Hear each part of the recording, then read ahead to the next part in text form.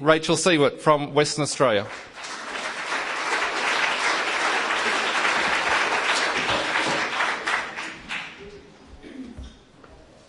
Thanks, everybody.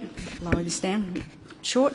In Western Australia, many of you will probably know there's the Development Disability Council runs a program called Adopt a Polly. And I was adopted not long after I started in Parliament in 2005 by the Costello family.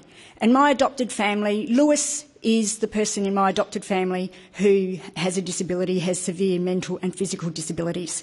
And unfortunately, last year he turned 18.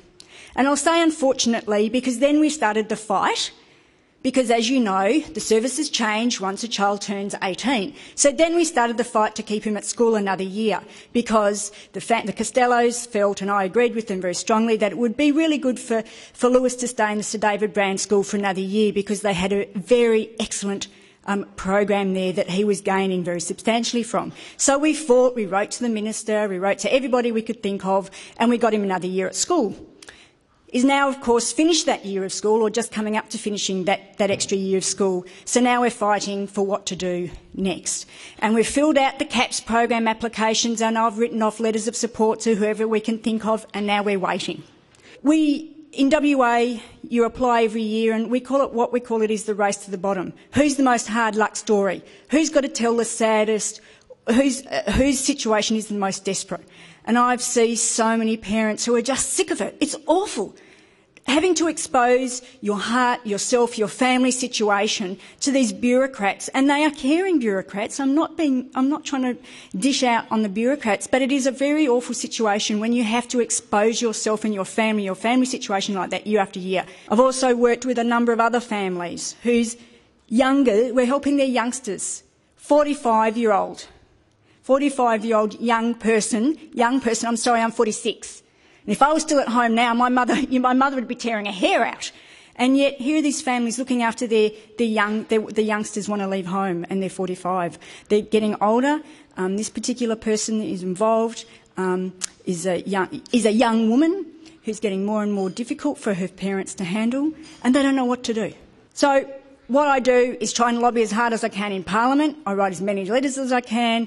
I read stories in Parliament, and I took a very active role in the CSTDA inquiry that reported in February. And as you know, we provided 29 recommendations that were unanimous, and it was a great pleasure working on that committee. And I see Kay and Lynn, Alison also were involved in that committee. It was a great pleasure working in that committee because we all were unanimous in our recommendations. And as you know, our priority recommendation was, you guessed it, more funding.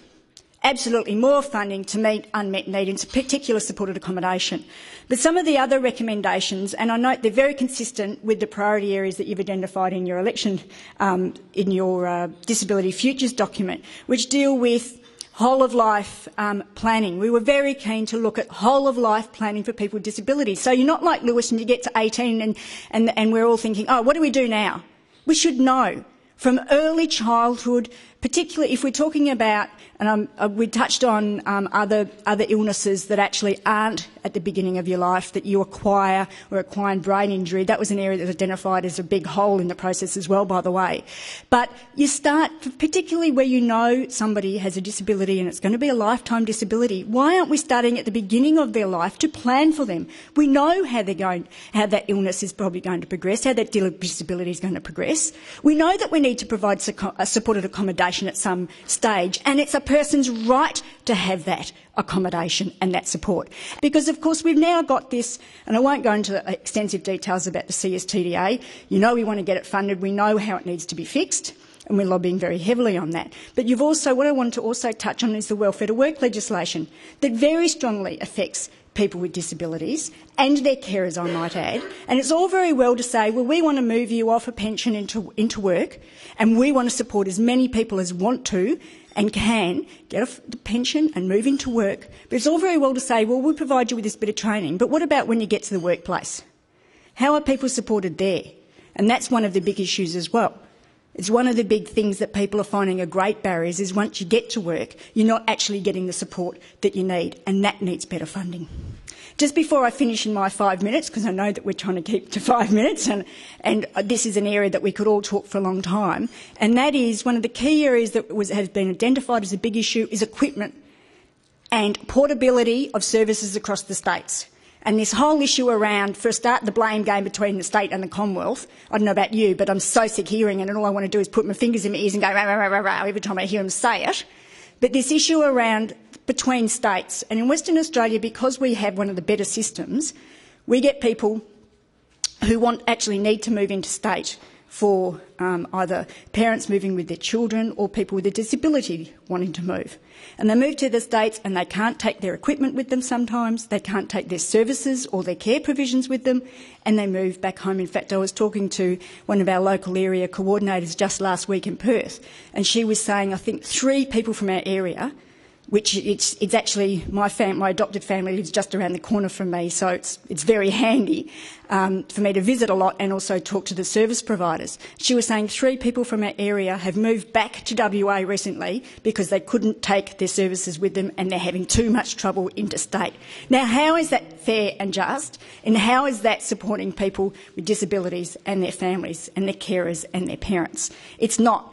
And those are the things that we're keen to fix. So yes, we want more money, absolutely essential, but we want these other things fixed. We're never actually going to get justice and fairness for people with disabilities and their families unless we fix these things as well that make it so hard and put so many barriers in place. It's unbelievably hard, and unless you actually have a disability or caring for someone with a disability, parents of someone with a disability, or in my position, exposed to it in terms of the work I do, but also through the Adopt-a-Poly process, which I would so strongly suggest that every state adopts, because it's one way of getting to people and to politicians right in the eyes.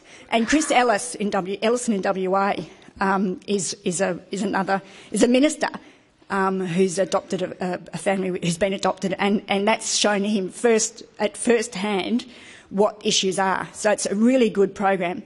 But unless we actually start showing people what the problems are, we're never going to overcome these difficulties.